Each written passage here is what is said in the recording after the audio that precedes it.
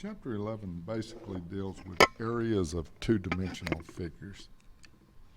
We'll start off with some postulates, things that you probably already know. Postulate 24 says that the area of a square is the square of the length of its sides. The area congruence postulate says that if two polygons are congruent, then they have to have the same area. And the area addition postulate says the area of a region is the sum of the areas of non-overlapping parts. That just really means that we can break a region down into separate parts and then just add the areas of each of the parts. Area of a rectangle. Area of a rectangle can be found by simply finding the product of the base and the height. Sometimes that's thought of as length and width. For parallelograms, either pair of parallel sides can be used as the bases of the parallelogram. The height is the perpendicular distance between those bases. So if I have this parallelogram, we can see opposite sides are parallel, so that makes it a parallelogram. To get my height, I have to drop a perpendicular between two of the bases. Now I can use the blue lines as the base, or I can use the black lines as the base, but then I would have to draw a different perpendicular to get the height. Notice what happens if I move the triangle formula on the left side of the parallelogram to the right. So I dropped a height from this from the vertex here down to the opposite side so that it was perpendicular. So if I were to cut that out and move it to the other end, what I end up with is a rectangle. This leads to our next theorem that says that the area of parallelogram, just like a rectangle, is equal to the base times the height, the product of the base and the height of the parallelogram. Area of a triangle.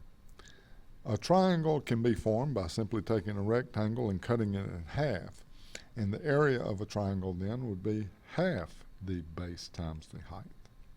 So area of a triangle is 1/2 the product of the base and its corresponding height. Remember, you can make any side the base, but then you have to draw the height from the opposite vertex to that side. So let's look at some problems here.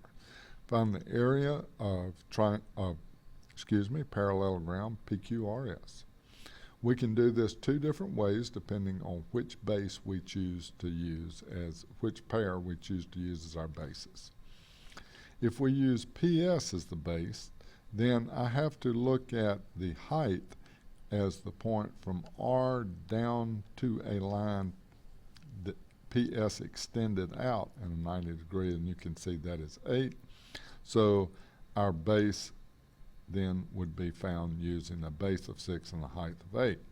If I use PQ as the base, then the height becomes QT. I have to drop from Q down to T, and we can see that that height is 4, so I would have a base of 12 and a height of 4.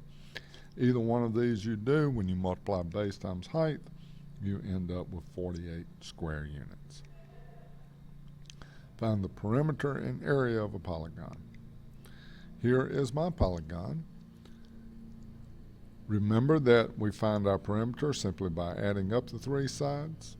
Since this is a triangle, we find our area by doing 1/2 times the base times the height. So both the perimeter comes out to be 48 units from adding the 3, and the area comes out to be 84 square units from taking half of 8 times 21. Here we have a parallelogram. Remember that in a parallelogram our opposite sides are congruent, so that makes this side 30 and this side 20. So we'll get our perimeter by adding all the way around, and we get our area by simply multiplying the base of 30 times the height of 17. So 100 units is our perimeter, 510 square units is our area. Here we have a triangle. In order to be able to do this, I'm going to need to know this other side. So we will have to use Pythagorean theorem to figure out the other side, and we see that it comes out to be 12. So when we add 13, 5, and 12, we get 30 square units, and then 1/2 base times height gives us 30 square units for the area. Here we may have to solve sometimes for a side when we know the area. So the base of a triangle is twice its height. The area of the triangle is 36. Find the base and the height. So if I make my height h, then my base is twice that, so 2h. So we can then plug into our formula. So area 36 is equal to 1/2 2h times h. That gives us 36 is equal to h squared. We take our square root and see that h is 6. That makes the base 12. Here we have a multi-step problem. You need to buy some paint so that you can paint the side of the barn. So we're just going to paint this front side of this barn.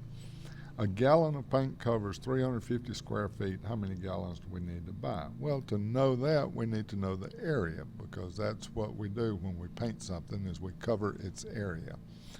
So in this particular case, we need to find the area of a rectangle and then the area of a triangle that is sitting on top of it.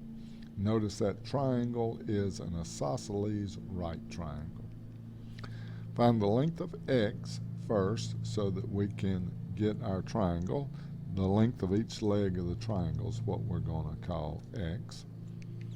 We can do that using Pythagorean theorem. 26 squared is equal to x squared plus x squared. So we square 26 and combine those, divide and take our square root, and we have that this length is the square root of 338. Now I could turn that into a decimal, but I may be able to use it just like it is, and it actually even be easier than turning it into a decimal. Let's see how we do it. We're going to find the area of the rectangle at the bottom plus the area of the triangle. The area of the rectangle at the bottom is simply my 26 times 18, our base times our height. The area of our triangle at the top, notice since this is a right angle, then one side x is the base and the other side x is the height because it's measured on the perpendicular. So 1/2 of the square root of 338 times the square root of 338. And when we work all that out, we get 637 square feet. Now we said it takes 350, a gallon of paint will cover 350 square feet. So I divide that and I see about 1.82 gallons. Now they're not going to sell me 0.82 gallons, so I'm going to have to buy 2 gallons of paint. So here's some for you to try. A parallelogram has an area of 153 square inches and a height of 17 inches. What is the length of the base? It would be 9 inches. How do we get that? Area is equal to base times height. So 153 is equal to 17b, and divide both sides by 17. What if in example 3 there's been a 5-foot by 10-foot rectangular window on the side of the barn? What is the approximate area you would need to paint? Well, we would just take our area that we had and subtract our 5 times 10 or 50 square feet out of it. So we would end up with 587 square feet this time. Let's look at a trapezoid then. A trapezoid, the area can be found by the area is half of the product of the height and the sum of the bases. Now another way to say that is the product of the height and the length of the mid-segment. Remember this mid-segment. If we find the midpoint of both sides and draw the mid-segment, then that is equal to base 1 plus base 2 divided by 2, or in other words, the average of the two bases. So we can do the height times the mid-segment, or average of the two bases. So here we have a problem. A free throw lane on an international basketball court is shaped like a trapezoid. Find the area of that free throw. We can see that this base is 6. from here to here. This base is 3.6 from here to here, and my height is 5.8. So I can simply plug into my formula and come up with 27.84 square meters. The area of a rhombus. We get the area of our rhombus by doing the diagonals. The area of a rhombus is half the product of the length of the diagonals. So 1/2 d1 times d2. A kite is going to be the same thing. For both a rhombus and a kite, we find the product of our diagonals and take half of it. Rhombus represents one of the inlays in a guitar. So they've got these little inlays in there. And what it gives us is some measurements here. The diagonals of a rhombus bisect one another since they're a parallelogram. So PR is 24 and QS is 18. So I need half of 24 times 18, which comes out to be about 216. So here's one for you to try. Find the area of the figure. Notice I only have two parallel sides, so that is a trapezoid. So once again, what I need to do is find my mid-segment, half of 6 plus 8. 6 plus 8 is 14, half of that is 7, and 7 times 4 is 28. Here I have a kite. I can see that one diagonal is 6 inches, one diagonal is 14 inches, So 1/2 of the product of the diagonals gives me 42 square inches. Here I have a rhombus. Remember, we use the same thing, but in here it doesn't give us the whole diagonals, it gives us half of them.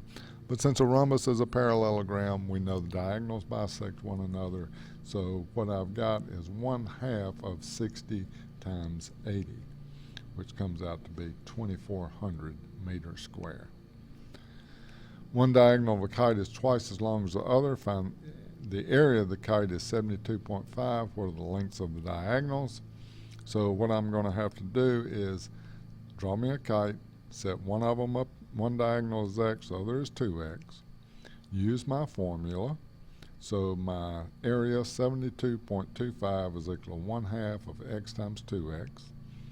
So 72.5 is equal to x squared. Take the square root. X is about 8.5. So that's going to make 2x 17. So the answer in this case is C. Find the area in a coordinate plane. In here, notice that what we have looks to be a trapezoid. And on our trapezoid, we can get our lengths by simply counting. Notice, though, that the scale here is 10.